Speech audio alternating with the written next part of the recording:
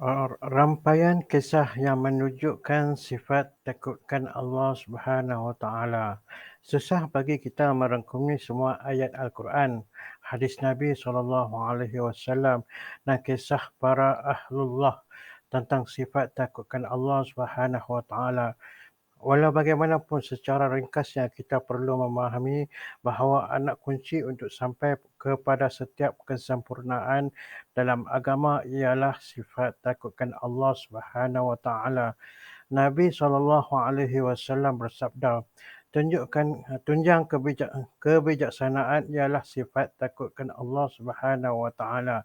Sayyidina Abdullah bin Umar radhiyallahu anhu selalu menangis sehingga matanya menjadi rosak. Pada satu kali, seseorang telah ternampak beliau sedang menangis. Maka Sayyidina Abdullah radhiyallahu anhu bertanya, "Adakah kamu hairan dengan tangisanku? Matahari pun menangis kerana takutkan Allah Subhanahu Wa Taala." Pada ketika yang lain berlaku peristiwa seumpama ini. Beliau telah berkata, "Bulan pun menangis kerana takutkan Allah Subhanahu Wa Taala." Rasulullah SAW telah lalu berhampiran dengan seorang sahabat yang muda. Beliau sedang membaca Al-Quran. Apabila sampai kepada satu ayat yang bermaksud, selain itu sungguh ngeri tatkala langit pecah belah.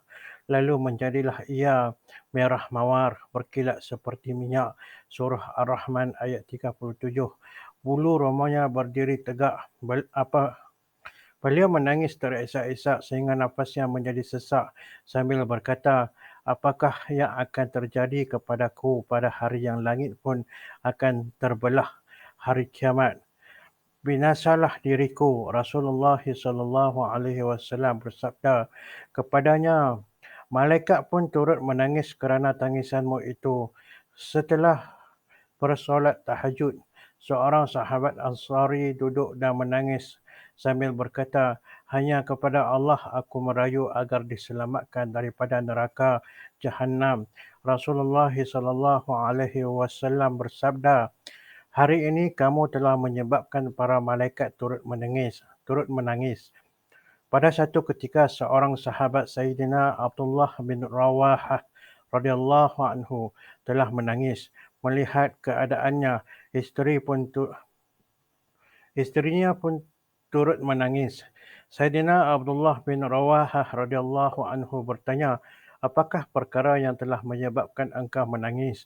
Beliau selanjutnya berkata, "Aku menangis kerana memikirkan keadaan kita mesti melalui neraka Jahannam. Aku tidak tahu sama ada aku dapat melepasi laluan itu ataupun aku akan jatuh ke dalam neraka." Sayyidina Abu Z- Sayyidina Abu Zurarah bin Aufa radhiyallahu anhu sedang mengimami solat di sebuah masjid. Apabila bacaannya sampai kepada ayat Bismillahirrahmanirrahim, "Faiza nukhira fin nakhur, fazalika yawma izin yawmun asir." Yang bermaksud apabila telah ditiup sangkakala, maka yang demikian itu ialah waktu yang sulit. Surah Al-Mudassir ayat 8 dan 9. Beliau telah beliau terus rebah langsung meninggal dunia. Orang ramai telah mengangkat dan membawa beliau ke rumahnya. Sekali peristiwa Hadrat Khulaid radhiyallahu anhu sedang mendirikan solat.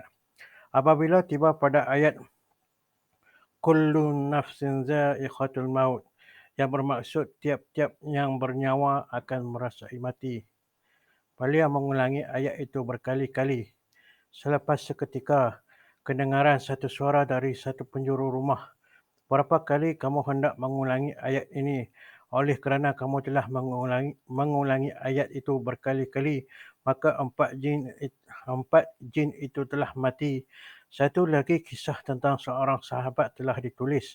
Apabila beliau membaca Al-Quran, apabila tiba pada ayat "Summa ruddu wa ilallahi maulahumul haq", yang bermaksud kemudian mereka yang diambil nyawa yang itu dikembalikan kepada Allah Subhanahu Wa Taala, zat yang sebenarnya mengawasi mereka. Beliau telah menjerit lalu mengelupur dan terus meninggal dunia. Banyak kisah seumpama ini telah diriwayatkan. Hadrat Fudail radhiyallahu anhu ialah seorang ahlullah yang masyhur. Beliau berkata, takutkan Allah Subhanahu Wa Taala akan menunjukkan jalan ke arah setiap kebaikan. Semua orang yang mengenali Hadrat Shibli radhiyallahu anhu, beliau berkata, bila sahaja saya takutkan Allah, maka Allah membuka kepada saya pintu nikmat dan pengejaran yang tidak pernah dibukakan sebelum itu. Dalam satu hadis qudsi, Allah Subhanahu Wa Taala berfirman, aku tidak menghimpunkan dua ketakutan kepada seorang hambaku dan aku tidak memberikan dua kelapangan fikiran kepada seorang hamba. Sekiranya seseorang itu tidak takut kepadaku di dunia ini, maka aku akan membuatkan dia takut di akhirat nanti. Sekiranya di dunia ini dia sentiasa takut kepadaku, maka aku akan menyelamatkannya daripada segala ketakutan. Nabi SAW bersabda, sesiapa yang takutkan Allah Subhanahu Wa Taala, maka semua benda akan takut kepadanya. Pada sesiapa yang takutkan kepada sesuatu lain selain daripada Allah Subhanahu Wa Taala, maka semua makhluk akan menjadi sumber ketakutan untuknya. Hazrat Yahya bin Ma'az radhiyallahu anhu berkata, sekiranya seseorang itu takutkan Jahannam sebanyak dia takutkan kesempitan hidup, dia akan terus masuk syurga. Hazrat Abu Sulaiman Darani radhiyallahu anhu berkata, apabila perasaan takutkan Allah keluar daripada mana-mana hati, maka hati itu akan binasa. Nabi SAW bersabda, sekiranya air mata mengalir di mana-mana wajah kerana takutkan Allah Subhanahu Wa Taala walaupun sebesar lalat, maka Allah Subhanahu Wa Taala akan mengharamkan wajah itu daripada terkena api neraka. Nabi SAW bersabda, mana-mana hati yang menggeletar kerana takutkan Allah Subhanahu Wa Taala, maka dosanya akan gugur seperti daun-daun gugur dari pokoknya. Satu lagi hadis Nabi SAW, sesiapa yang menangis kerana takutkan Allah Subhanahu Wa Taala, maka susah untuknya memasuki neraka sebagaimana susahnya susu masuk kembali ke puting. Seorang sahabat Saidina Uqbah bin Amir radhiyallahu anhu telah bertanya kepada Nabi SAW, apakah jalan keselamatan? Nabi SAW bersabda, jagalah lidahmu, duduklah di dalam rumah dan tangisilah terhadap dosa-dosamu. Pada suatu kali Sayyidatina Aisyah radhiyallahu anhu bertanya kepada Nabi SAW, apakah ada daripada kalangan umat Tuhan orang yang akan masuk syurga tanpa hisab? Nabi SAW menjawab, ya, mereka akan menangis kerana mengingati dosa. Satu lagi hadis junjungan kita, dua titisan yang paling disukai Allah Subhanahu Wa Taala. Pertama, titisan air mata yang dialirkan kerana takutkan Allah Subhanahu Wa Taala. Kedua, titisan darah yang tertumpah di jalan Allah Subhanahu Wa Taala. Pada satu ketika yang lain, Nabi SAW bersabda, mafhumnya, tujuh orang akan dilindungi oleh Allah Subhanahu Wa Taala di bawah lindungannya pada hari kiamat.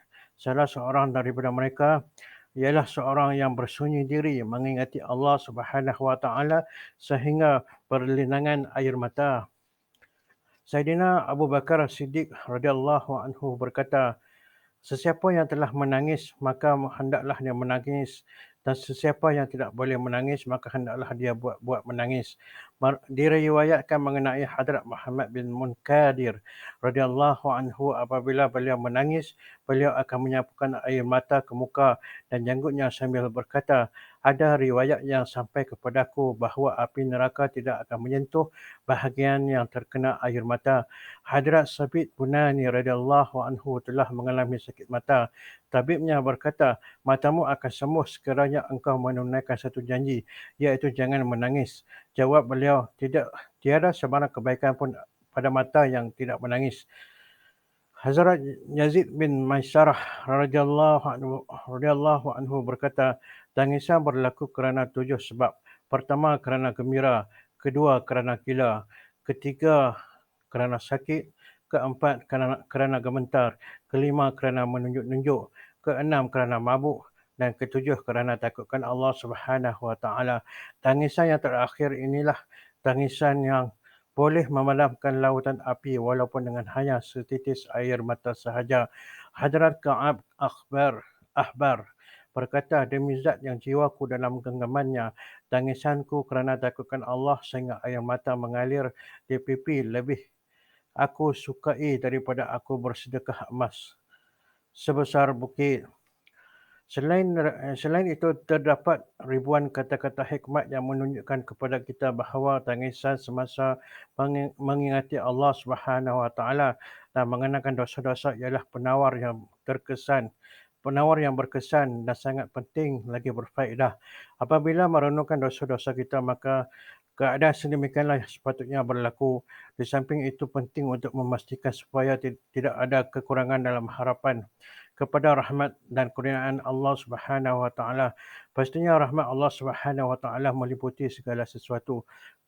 Saidina Umar radhiyallahu anhu berkata, sekiranya pada hari kiamat nanti diisytiharkan, masukkanlah semua manusia ke dalam neraka kecuali seorang, maka saya masih menaruh harapan dengan rahmat Allah Subhanahu Wa Taala bahawa sayalah yang seorang itu. Jika diisytiharkan, masukkanlah semua manusia ke dalam syurga kecuali seorang, maka saya takut bahawa kerana kelemahan amal perbuatan saya, mungkin yang seseorang itu ialah saya. Oleh itu, kedua-dua perkara ini perlu difahami dan diletakkan pada tempat masing-masing. Lebih-lebih lagi sewaktu hampir mati, harapan kepada rahmat Allah Subhanahu Wa Taala perlu mengatasi. Rasulullah SAW bersabda, janganlah seorang pun daripada kamu mati kecuali dalam keadaan bersangka baik terhadap Allah Subhanahu Wa Taala. Apabila Imam Ahmad bin Hanbal radhiyallahu anhu hampir meninggal dunia, beliau telah memanggil anaknya dan berkata, perdengarkanlah kepada aku hadis-hadis yang menambahkan harapan kepada Allah Subhanahu Wa Taala.